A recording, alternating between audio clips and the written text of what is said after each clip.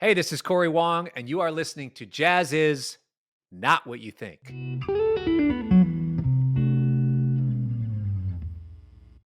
All right. I'm here today with Cory Wong, a wonderful guitarist, composer, a band leader, and podcaster. Does a lot of things, and we're going to talk about all this today. Welcome, Cory. Thanks for having me. Stoked to be Uh, here. it's it's wonderful to have you. I want to talk about your striped shirt. I know you wear striped shirts a lot. Give me Yes. the background of the striped shirts. I don't know.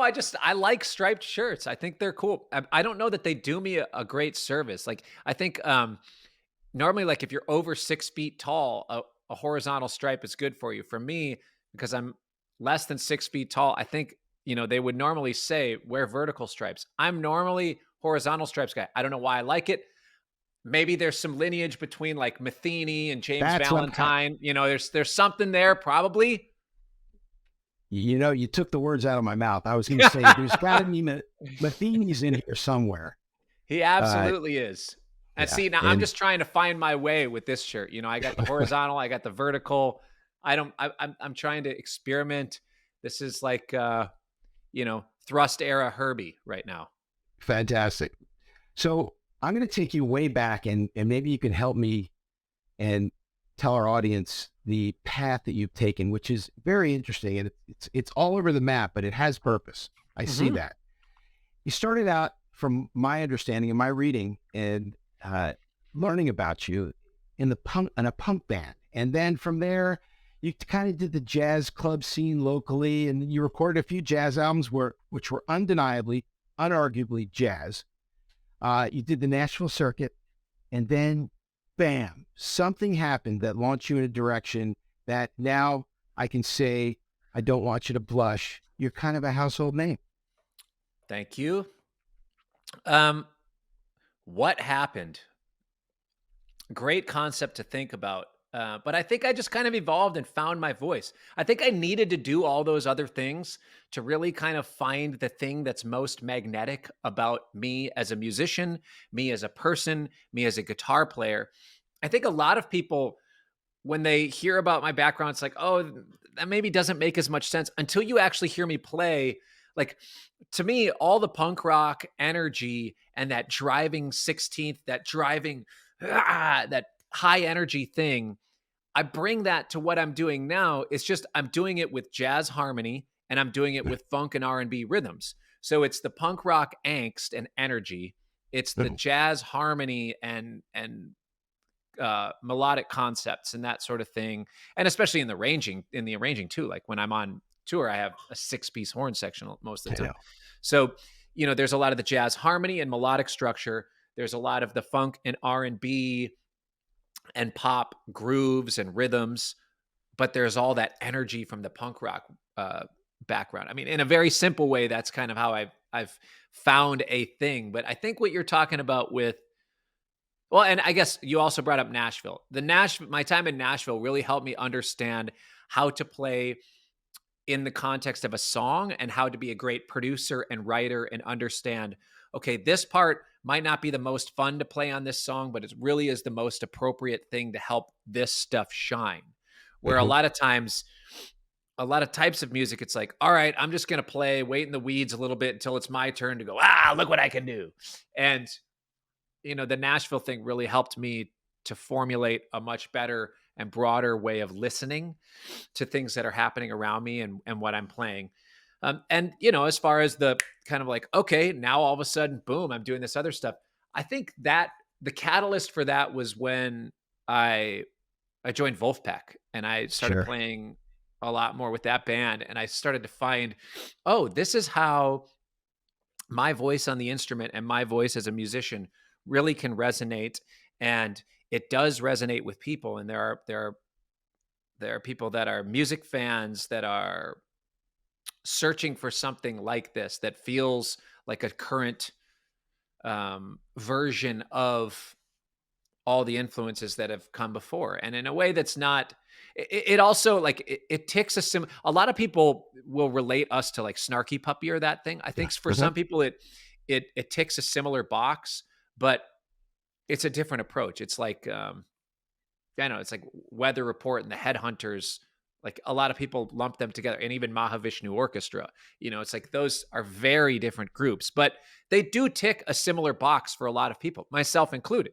So Uh-huh. um, it's like they're very different, but I understand why people would lump them together. That sort of thing, that sort of fan base, and I think speaking to the Weather Reports, the Headhunters, the Mahavishnu Orchestras, that sort of stuff. I think the modern fan, some of these circles that I roll in, it's a similar lineage there.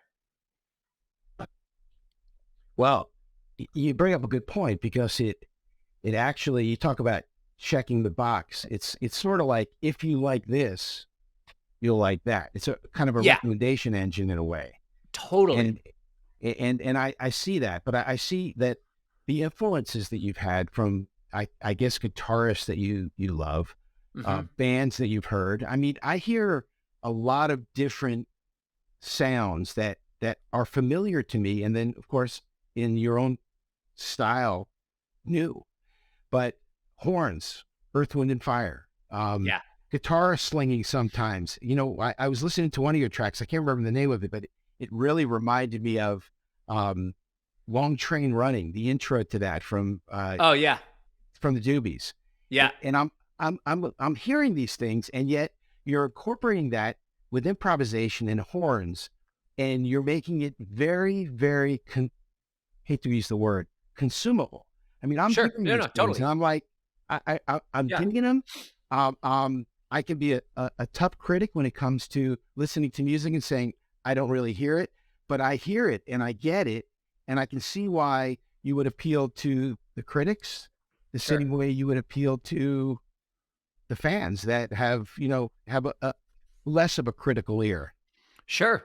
Yeah, and I appreciate that. That is definitely something that's been a part of my vision. And I think that I don't claim to be the heaviest jazz cat or, the heaviest musician by any means as far as like Meldau level getting into it. But I think that I have a more seeker sensitive version of things that are maybe like a great gateway to the jazz world, a Mhm. great gateway to the R&B world, and actually to a lot of jazz fans, I think I am um a great gateway to the funk and even kind of pop funk thing. So I, Mhm. I kind of toe a few different lines. And because of, I strive for musical excellence in all of it, where it's like, okay, if you are somebody who really does like jazz, even though this might sound different and have a different sort of aesthetic than what you're used to, I am certain that you're going to appreciate the musicality and the excellence of the musicality and the horn arrangements at the very least, where it's kind of like this modern day big band Mhm. funk thing. So you mentioned Vulfpeck. Other sort of side of end of the spectrum, Dave Koz.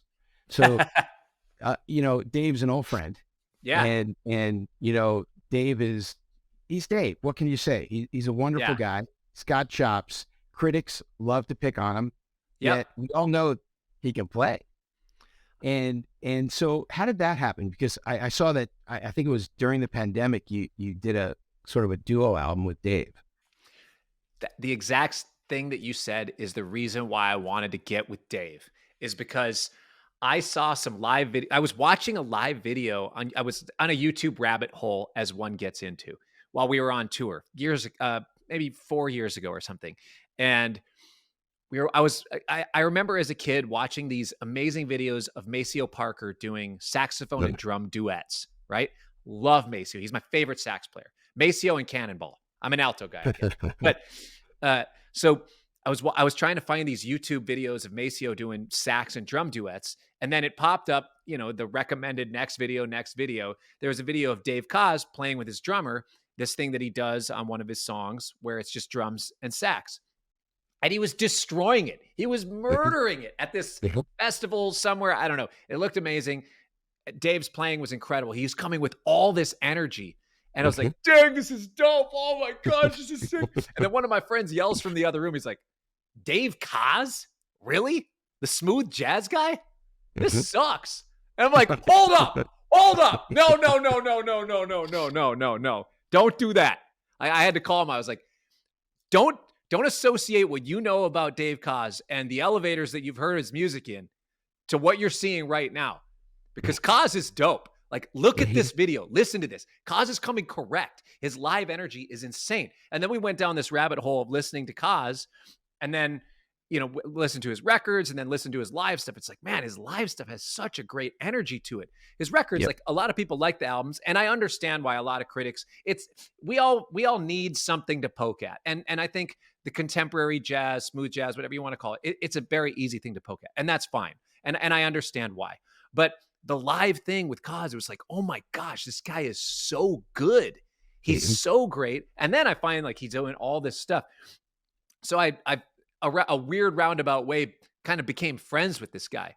And like, oh my gosh, Koz, this legend. And he was like, man, honestly, I'm a huge fan of what you do. And I love Vulfpeck and I love the Fearless Flyers. And, we became friends. We started collaborating a little bit together, playing some music together, writing some music together. He invited my band to come on his cruise, and we did that thing. And then eventually he was like, you know what? I'm doing a 30th anniversary thing. I'm trying to figure out what to do. I want to do an album that sounds like and is like basically everything that I've done from the past. He did, and Jeff Lorber produced that. He said, and then I want to do another record that's just different, something with a different group of people. I want to explore some new territory. Will you produce the album for me? I said, absolutely. Let's do it. So we wrote all these songs, actually in this room that I'm in right now, in my studio. We wrote 15, 20 songs, and then we chose a group of them to be an album. And he said, you know what? I think this is just as much a Cory Wong album as it is a Koz album. I was like, honestly, I agree. Like, it's that edge of what my music would be, and it's this edge of what his music would be. So we're like, screw it. Let's find the space in the Venn diagram. Let's do it as a collaborative album. And we made a record together, and we've become really good friends. Dave is a great mentor, and it was fun on that album to kind of explore that live Koz energy that I know about, and that you say that you know about, but my friend Alex didn't know about when we were watching the YouTube video. Yeah, and I see that a lot. I mean, Cory, there are, we have, as you can imagine, at Jazziz, we have people that like really eclectic stuff, and then we have people who love smooth jazz, and you have to sort of work with both. Yeah, and totally. I remember being out one night to dinner with Charlie Hunter. Yep, and great friend of mine. I love Charlie. He's the best. Yeah, and he said, I don't understand. I won't even name the name of the band. I don't understand how you include bands like that in Jazziz. I mean, you guys have cred. Why would you do that? And I'm like, Charlie, you don't get it. There are people that are as passionate about them as your fans are passionate about you. And they love it, and they love jazz, and they may like Cannonball, but they happen to like Spyro or the Rippingtons or, some of the contemporary stuff too. Yeah. They kind of get it, and they maybe are getting it at a level that you're not, because you want to appreciate it in the form that you like to see music played, and they're getting it somewhere else. Yeah. But it's funny that you mentioned that, because our audience should know you did a hilarious video spoof on smooth jazz. And I did, yes. I mean, literally, I sent that to everyone I know. You guys, you got to see this. How did that come about? And was it a reaction to this Koz thing, or was it had nothing to do with it?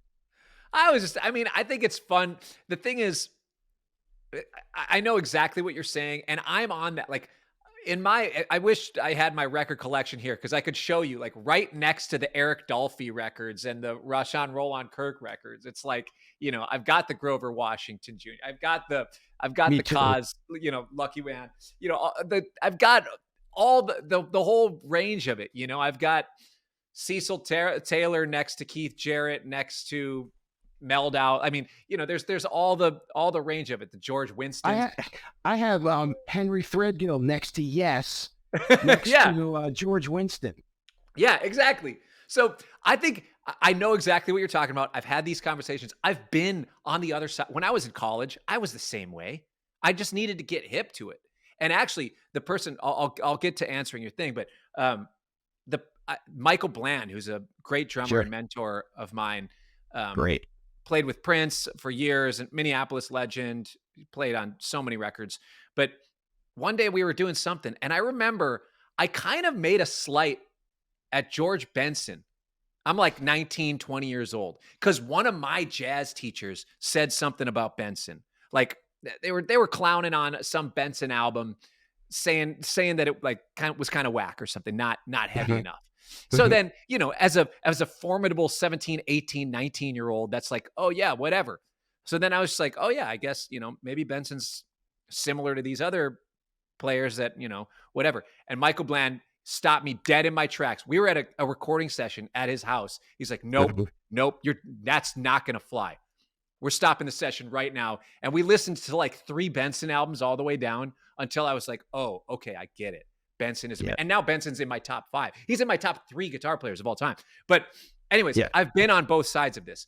So for me, I think it's the idea of clowning on smooth jazz is so on the nose. It's so easy to do, but it's also like, if you can do it in a way where you also like can show that you know enough about the game, like you can clown on a game, but know enough about it and actually respect it enough also that it can be fun and it can be in jest. And like, there's, for a while I was just kind of loosely calling out the production value of like, and a lot of the overproduced things about smooth jazz that people don't like, especially people in my generation. Like we grew up listening to smooth jazz in elevators and dentist offices, So it's like, it was a very easy thing to say it was not cool. And like, even from like, I remember growing up, the movie Airheads, like it was this rock and roll thing. And then like, they were going to change the rock and roll station to be a smooth jazz station. It was like the most evil thing you could do. And it was like, it was a total thing that was easy to poke at, and it still is. But I think, as you and I both know, there's a lot of value in a lot of these groups, and a lot of people are listening to these different acts for different reasons. Like I'm going to put on the Eric Dolphy record to feel or absorb something differently than the way that I would from the Koz live album or, whatever. Tommy LaPuma, he was a good friend of mine and a mentor. He actually summed it up beautifully, because a lot of the things he did, including George Benson, were kind of smooth. And he said, what kind of killed smooth jazz was the fact that there was an era, through the 80s and 90s, where a lot of musicians made solo projects that weren't solo artists. In other words, they didn't really have songs. They had chops, and they made these records, and just so many of them came out. It flooded the market with kind of smooth jazz. Yeah. But it actually hurt the genre, because, when you look at the early Yellow Jackets, and some of those bands, I mean, they were kind of smooth, but they were killing it. Yeah. And I mean, that's what I'm saying. Is that era. I mean, if you take a listen to Breezin' is a smooth record.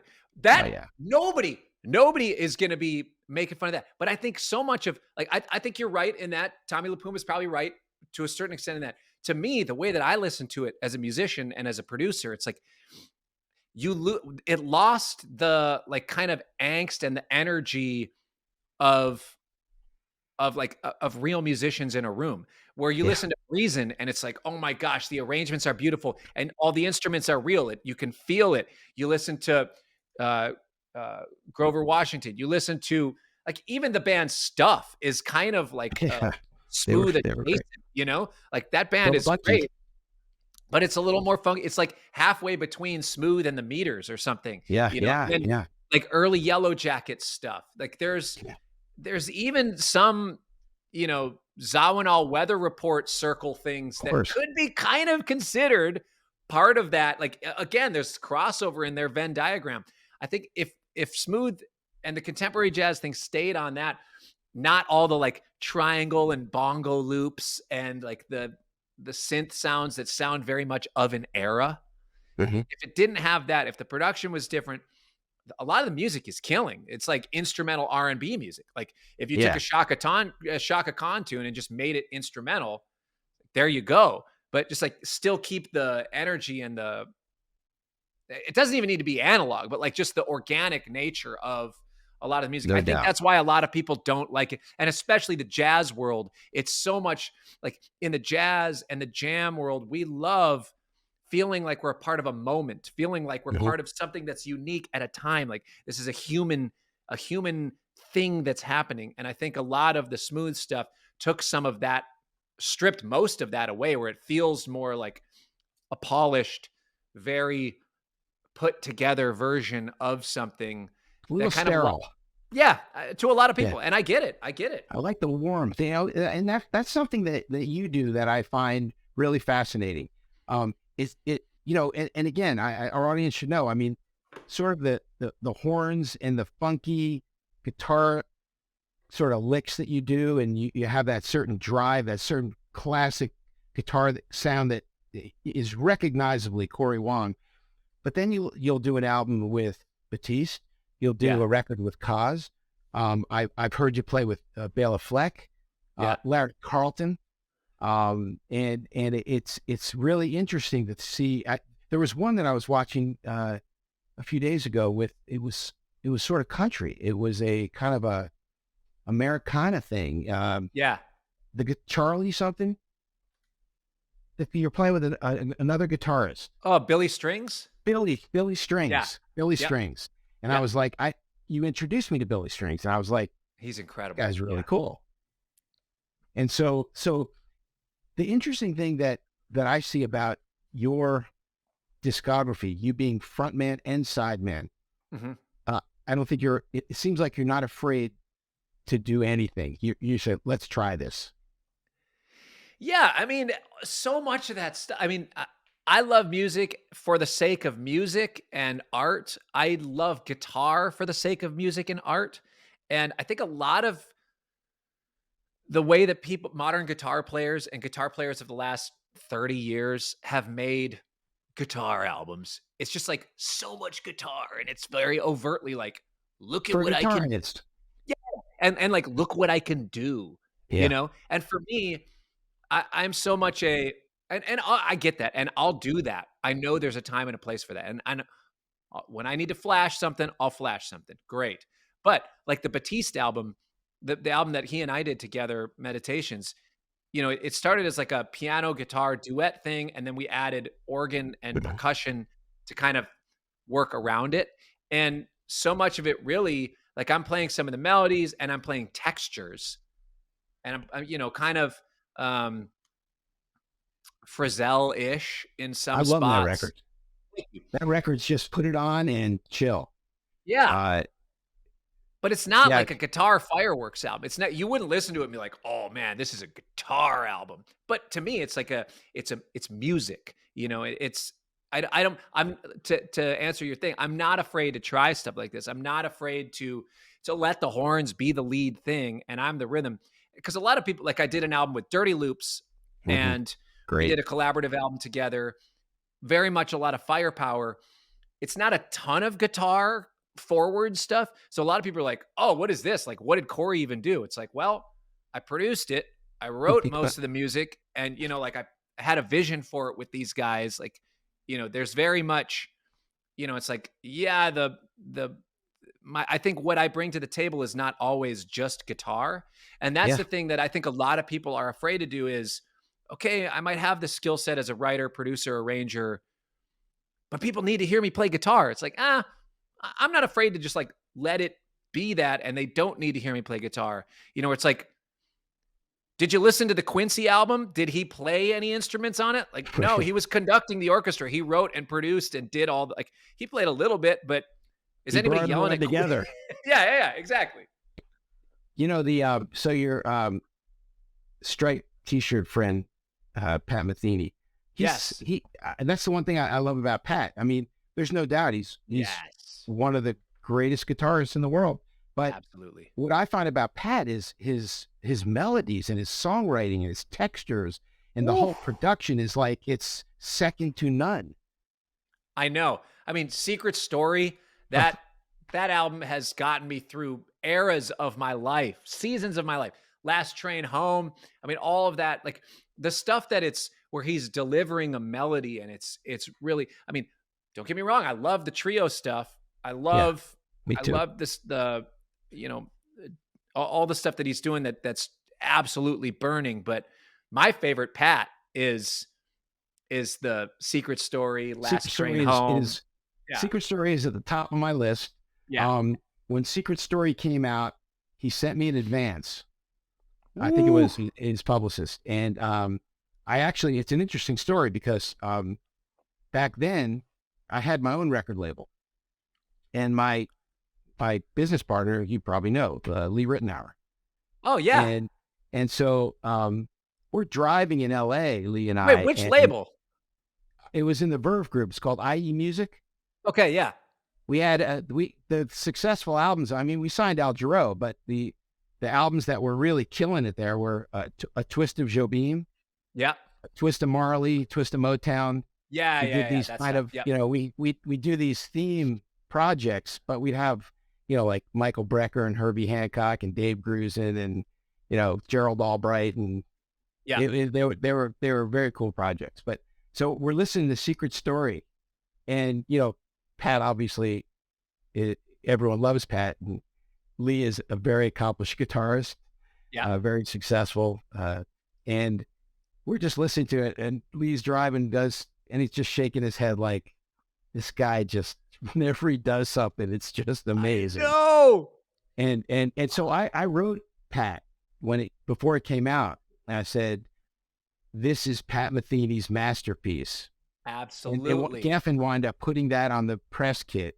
This is Pat Metheny's masterpiece, Michael Fagan Jazziz, because I when I heard that album, when it came out, I was almost in disbelief. How did this guy create? I mean, there's like 100 tracks on that album I in the know. recording studio, and it was just absolutely brilliant. And Pat also being an incredibly tough critic. Yeah.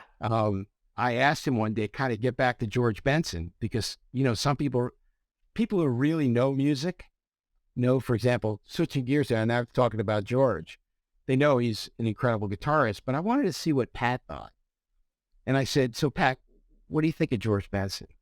And he said, well, I think he's probably one of the greatest jazz guitarists who ever lived. But if I had a voice like his, I probably never would have picked up the guitar. And I thought about that, and I said, it's so Pat. It's so right. Yeah. And when I told George that, George then piped in, I knew Pat from the very beginning. I knew he was going to be huge. Amazing. So there's this camaraderie of guitarists who are the really great guitarists, and you love working with them. I work with them. I'm a guitarist, but I'm probably the worst guitarist in the world. And you love to see collaborations, like when I saw your collaboration with Carlton, one of the greatest guitarists in the world. Absolutely. Yeah. And here, Cory Wong sitting next to Larry Carlton, and you're not only hanging in there, you're doing it. And I'm sitting there saying, man, this is really cool. I don't know how many guitarists could have sat and literally stood on stage next to Carlton, and killed it. And you did. And that was very, very cool. Thank you. A lot of people ask me if I'm nervous about that sort of thing. And there's a certain level of, I used to get really nervous about that kind of stuff. And you asked me about like different eras of my career and my playing. I think the real, when we talk about when that kind of switch flipped, there was also a psychological thing that of comfort in my own skin, because when I stand next to Larry Carlton, and when I did in France, we did Jazz Avienne. It was myself and George Benson did a show, and it was incredible. Wow. And a lot of people are like, oh my gosh, what are you going to do? Like you're playing next to your hero. You're doing this the night with your hero. Like, yeah, but the reason why I'm not nervous, and the reason why I think I can hang on my own, it doesn't matter who's better or like who's sounding better or like has more chops, any of that stuff. The thing that I found that's the most important is, do you have a voice on the instrument? Do you have something that feels unique? Like you can listen to Bob Dylan sing next to Paul McCartney, who can sing next to, Kelly Clarkson or something. And it's like, they all have a thing, and you're not necessarily in a lot of ways rating them like, oh, this person's technically a better singer, like, I don't know. Like it's your, you might, and somebody might do something that really impresses you. But I think if you have a singular voice, if you have something about your artistry that's magnetic and it has its own pull, I've found that for myself to be the thing where it's like, yeah, I could stand on stage next to any other guitar player and it's totally fine. Like I'm going to sound like me, they're going to sound like them. And if I have something like, I'll stand on stage next to Metheny, no problem. I'd have a blast. It's one of my dreams. But Yeah. I think it's one of those things where if I didn't feel like I had a voice on my instrument, I'd be really nervous and I would try to like overplay and like I'd be way in my head Yeah. about the whole thing. But and I think the audience might also. But I think because I've found something, it's a lot easier for me to be next to these legends or to talk to them or have them as friends and I think even for them to treat me as a peer. You know, a lot Hmm. of my heroes, um, for them to for us to just hang out and talk and for them to treat me like a peer, I think a lot of it is because they also see I'm doing my thing. You know, I'm Right. not like there was a handful of years in my life where I wanted to be Pat Metheny. If that were the case, I'd be scared out of my mind to be on stage next to him. And he'd be like, who's this kid trying to cut me down? Or like, who's this kid trying to do my thing? Like, oh, you want to do Pat Metheny better than Pat Metheny? No way. I'm Pat Metheny. And then he'd go, you know? So it's Yeah. like, it's that sort of thing. Yeah, and you know, it's in life in general. I mean, I tell my kids when they get nervous when they have to do something, get in front of. I said, look, the thing that you're doing that's you, nobody does it better than you. Be you, and I see that in what you do. In fact, there was a good podcast that everyone should check out. You on your show on your podcast with John Mayer, Yeah. and John's, you know, he's also one of my favorites. And he's giving you kudos by pointing out the things that you do that are you. And one of the things I thought was really interesting, and maybe we can talk and elaborate on this, is that Sure. the anatomy of guitar playing and Hmm. the fact that you're able to do what you do because you have a certain way that you hold your hand and the size of your hand and the way that you're able to move your hand and your arm that gives you a sound that's so uniquely you. Yeah. You know, thank you. That was a very fun one. And again, somebody who's become a great friend, but who also has like been one of my heroes Mhm. since I was a kid, like since I was a teenager. Mayer's been one of my heroes, and now he's somebody who can, you know, pour wisdom into my life and just like encourage me as well. It's like, wow, this is insane. But what he was talking about, like, I think actually the thing as far as the anatomy of playing and how people play, like, for example, it's not plugged in, but I like the way that I play the guitar, I hold the pick kind of backwards. It's like a reverse grip. Most Mhm. people hold the pick like they're gonna open a doorknob or whatever, and I they're like make a fist, and then you put the pick in like this. And I have this Mhm. reverse grip, and I did not intend this. This is just naturally where I do it. So what happens is normally the leading edge on the pick is like this. It's kind of picking diagonally towards that way. And when I play, it's kind of picking diagonally the opposite No. way. And there are a handful of other guitar players that play this way. Coincidentally, George Benson and Pat Metheny. Now, Wow. they they use a much thicker pick and their attack is different, but the way that I play and the rhythmic and trend, like if we want to get nerdy about it, like the transient of meaning for those who don't know, like when you hit a note, the transient is the initial attack, and Mhm. then you know how everything sustains after is different. But the transient on the notes that I play, I'm kind of digging down into the string, and then on my upstrokes, it kind of pulls up on the string. So naturally, the anatomy of the way that I play and the way that I attack, it almost has like a slap bass thing to it because I'm Mhm. picking down into it in the same way that a thumb is going to slap down. And when I'm pulling up, it kind of has a pop thing to it. So I see a lot of people playing the Cory Wong thing or whatever on the internet. And I'm like, oh, you're like nailing it, but you're never going to sound like me because your pick angle isn't the same as mine. And the way that you're like going down and up through the strings, you're not doing that, which is fine. Like I'm not saying that you should do that. As a matter of fact, my Right, right. technique is not, I mean, you're a guitar player. My technique is not the conventional way to go, but it has allowed me to have a signature sound. It has allowed me to have a certain thing. And I think in a similar, excuse me, in a similar way, Benson and Metheny, because of the way that they hold their pick, similar to mine, but in a completely different outcome, they play lines and they pick their lines downward and upward, kind of the opposite of what a lot of other players will play, which is why some of Metheny's lines sound a little more unique, why some of Mhm, his stuff has a certain thing to it.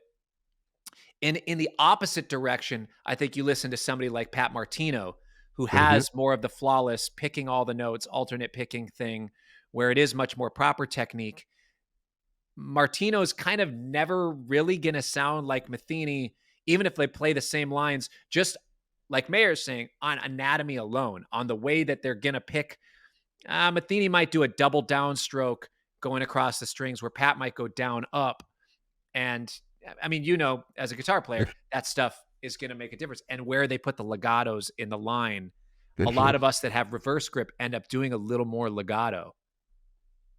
Wow. Well, all I can say is, if Rick Beato is watching this, Rick, uh, watch out. Um, so speaking of which, you do kind of guitar instructionals, and you Yeah. have all these programs. Tell us about them, because I find that fascinating. I mean, you're doing the Cory Wong thing, the the the the big bands, if you would, the duo projects, all these other things, and then you have this whole other thing that you do, that you teach other guitarists, and tell me how that matriculated and how that's going. I get requests all the time for online lessons for, hey, do you teach this sort of thing? And I love teaching. When I was growing up, I used to teach guitar lessons for a job, like, to make money. And through Mhm. college and even after college, when I was kind of cutting my teeth trying to figure out how to make a career out of music, I was doing a lot of teaching. I even did some adjunct faculty at a couple of the colleges, teaching lessons and things like that.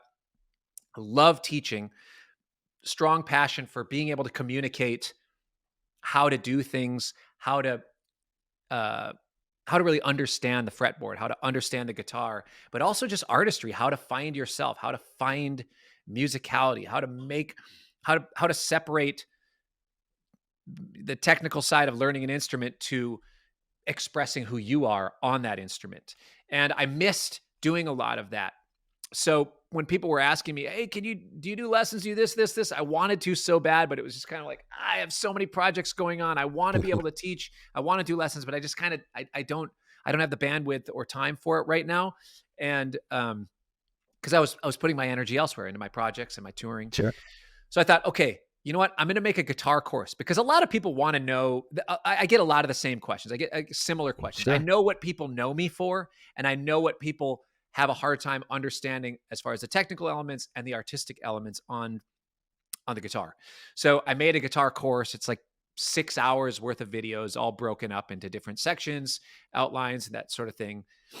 So I made a guitar course, the Cory Wong guitar course, and it goes through the majority of the things that people ask me about: how I approach guitar, how I found my voice, how I practice, the types of things to work on if you want to get better at rhythm, lead, if you want to understand the fretboard better.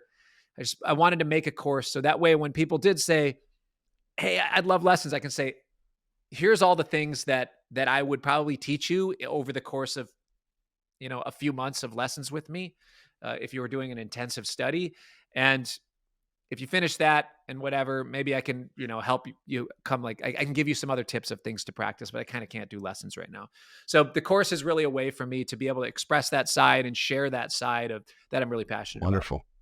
That's great. So, do you get it on your website? Is that how people? How, Yeah. Yeah. You can how does a find it on my guitarist website. get that? Yeah. Yeah. You can even just Google Cory Wong guitar course. It'll be the first one to pop up. Well, I think I'm Hopefully going the to need only one to lessons. pop up. No, I've been playing forever. I really have decided that I really just collect guitars. I'm not a guitar player. In fact, I was at dinner with Lee in L.A., and people come up to him, and they recognize him. Nobody knows who I am, And Lee goes, "Oh, bye. You probably know Michael Fagan. He's the publisher of Jazziz." And the adult often ask, "Oh, do you play guitar too?" And sometimes I'll say yes, and then I'll stop. No, no, no, no. I don't. I do not play guitar. But so switching gears to horns. Yeah. Fascinated with your horns. Fascinated with the big sounds. I think that one of the things that I was introduced to you by your horn section. I was just captivated by this incredible horn section, and I watched them on your variety show. And so I saw them in action because I've never seen you live, but you can see Cory live on your variety show, which you should check out on YouTube. And how did that come about? Because I mean, that requires you to do arrangements, bring the right players in. So tell me about your big. I want to hear about your big sound. I've been a huge fan of the horn band thing since I was younger. And actually, oddly enough, the place that it started, like we're saying, I was a punk rock kid, but part of that also, I grew up in the generation where it was like the third wave ska thing. So there was a lot of ska bands with horn sections, and I just loved that sound. And I was always interested in it. I played in band in high school, and I played in the jazz band in high school, and there was horns, it's like, it's part of the thing. And, my dad had me listening to, jazz records as a kid. It was always on in the car. And, I've just always enjoyed that sound. And when I was trying to figure out what to do for my project, it's like, okay, I could go with big guitar guy thing, try to find a few other guitar players to bring out with me, which, might pose its own egos, with a bunch of guitar players, as it sometimes gets. So with guitar players, you really have to have the right players around you, which is like any guitar players that I'm playing with, you can be sure that they have the right headspace, not that others that I don't play with don't have it. Sometimes it just, whatever, but sometimes guitar players can be like, hey, my turn, that sort of thing. With the horn thing, I've been a huge fan of Tower of Power and all these other things as well. It's like, okay, Tower of Power, I listened to a lot of those. I mean, I grew up in Minneapolis, so all the Prince records with all those horn section things, huge fan of. What would my version of that be? Then it just so happens that the guy who did all the new power generation horn stuff, all the big Prince horn book, like that, all the amazing horn arrangements that from the Prince catalog. It's a guy named Michael Nelson, and it's a horn group called the Hornheads, who live here in Minneapolis, who I had done some gigs with, like just variety band gigs with when I was, 20, 21 years old. We started this little musicians racquetball club in Minneapolis, where a bunch of us are getting together, just playing racquetball, dicking around, whatever, just having fun. And I was like, yeah, I'm starting to work on my own record, this and that and this and that. And Michael was like, if you need horns, just let me know. I'm totally down. I was like, oh, great. Cause I was kind of nervous to ask you. So I asked Michael, I send him all these tunes. Okay, here's my ideas. Here's the melodies, blah, blah, blah. Not sure what I'm thinking. He's like, just give me your ideas and I'll make the arrangements for the section that we decide to have for it. And Michael is just an A-list, A-plus list horn arranger. I mean, he's done arrangements for Stevie Wonder, Whitney. Prince for years, whatever, everybody. So Michael has just been a huge part of my sound since I really started getting going with this. So we collaborate back and forth. We'll oftentimes write things together, but I'll give him something where I'm like, I'm hearing flugel and clarinet on this. This is kind of what I have in mind, and then build around it. And if he'll know, like, okay, you want flugel and clarinet. This is the other instrumentation that should probably go with it. Okay, you're hearing flute on this melody. Okay, let's do this stuff. Oh, you're hearing harmon mute on this tune. Okay, this is the section that's going to complement that the best. And I can really kind of help give him the vision and let him run with it. And then we go back and forth on, okay, yeah, this is it. Or yeah, this is really close, but I think it's maybe too big of a sound, or maybe this is too small of a sound. Let's make it feel brighter, so it's great to have. And that's part of the thing also with the horn section. He's such a well-respected and revered arranger and trombone player himself, that the section that I build around it, there's always such a huge level of respect where everybody, just wants to perform to the best of those arrangements and give their best, and then also have their times to shine as individuals as well, which it's just created solos. Oh my The solos were gosh. phenomenal. I mean, Yeah. you know, I have to say, from players that I wasn't familiar with, and I said, that guy's burning. Yeah. And it was just wonderful. And kind of on the same subject, you've worked with Metropole Orchestra, which Yes. Vince Mendoza. I actually recently did a podcast with him. He's one of my Nice. favorites. Yeah, And Vince is brilliant.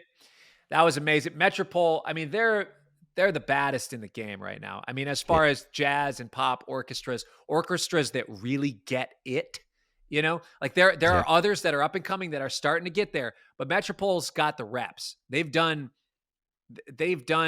tours, albums, shows with Metheny, with Shaka, with Richard Bona, with Snarky Puppy, myself, and so many, Lewis Cole. Like yeah, they're kind of getting into this new territory. They were a lot more jazz, like the Al Jarreau stuff and all that, like you're talking about, which their stuff with him is incredible. mhm, But I think, they've started to get into some of us in my generation, the younger thing, where there's also like, yeah, it's going to be a little less like the orchestra thing. And it might be a little louder, it right, might be a little more energy and angst, but they're here for it. And yeah, you know, they're they know how to play with that energy. They know how to play with um, they're ferocious, yeah, and a lot love of it. orchestras that I'll play with now, they're like, yeah, we'll put up like 6 or 7 mics. I'm like, yeah, I don't think that's going to work. Where Metro's like, yeah, we're going to mic everybody because we know that's what it takes. I'm like, okay, you get it. Yeah, And they're just incredible to work with, and just they're the best in the game at that. So yeah, we did a little tour together, and we recorded a live album from the tour, and it turned out to be fantastic. love it. Beautiful record. Your variety show was a lot of fun to watch. Are you going to do more of those? I'm working on it. Yeah. I mean, I did 2 seasons of my variety show, and it was a lot of energy. So basically, I recorded an album live on set for each of those. So Right. season 1, I recorded an album live on set. And the idea was like, I'm going to record an album, and instead of doing a music video budget, I'm like just going to have fun and make a variety show. Cuz also I thought I love the variety show format and talk show format, but I thought there's never enough focus on music or the musicians. So I thought a fun concept would be SNL meets the Late Show if the band took over. You And described it better than I could have. That is exactly what it is. And it's I think what you add to it, and I think you also hear it in your music sometimes, it is sometimes something things that are missing in some music that is maybe considered too serious. And that is sure. there's some fun and some Yeah. humor. Yeah, and that was my whole vision with it. It's like, a lot of what I do is instrumental music, and with instrumental music, it's sometimes hard to insert your personality Mhm, without, especially the humorous side, like the fun side. It's mhm. sometimes hard to introduce that side of things without being cheesy or something, or being kitschy. I don't know, Yep, but yep. I felt like the variety show, I was able to introduce that part of my personality and part of just who I am as a person without a way of like sacrificing the music in order to do so. You did it really well, and I hope we can see more of those. Yeah, What's I'm next? working on it. What are you working on now? I'm working on a studio album. I just finished mixing track number 11, the 11th song of it. I'm working on a new album that I'm stoked about. I've recorded 3 of my best guitar solos yet. Whoa. Absolutely, like some of my best guitar solos. A lot of people are like, "You got to do more lead guitar stuff." I'm like, "Yeah, yeah, yeah." I don't know why. Sometimes I don't know, sometimes some songs to me call for a guitar solo. Some songs call for a sax or piano solo. It's like I don't. I'm not hearing a guitar solo, so I don't want to put a guitar solo on it. Mhm. This album, I'm like, yeah, these songs want some guitar solos. So there's a handful of songs where I'm like, oh my gosh, I don't think I've recorded a guitar solo that good on any album yet. All right, here we go. So as you know, that's such an amazing feeling. Oh, yes, I got that kind of solo down. And then I did a couple other ones. It's like, oh my gosh, I'm on a roll. So I'm really Well, excited you're in about that this. space. You're in that Yes, space. exactly. Oh, that's Some great. Yeah, some great. I did some songwriting with other friends that are great writers. So I think this is my best writing as far as the songs that have lyrics and stuff, guest singers, and the guitar playing. I'm feeling amazing about. So I'm excited. I'm excited too. So when it comes out, I'll listen. We'll talk again. I love that. Let's do it. All right. Sounds good. Thank you so much, Cory. Great to have you on the show. Thanks for having me. You bet. Till then. Peace.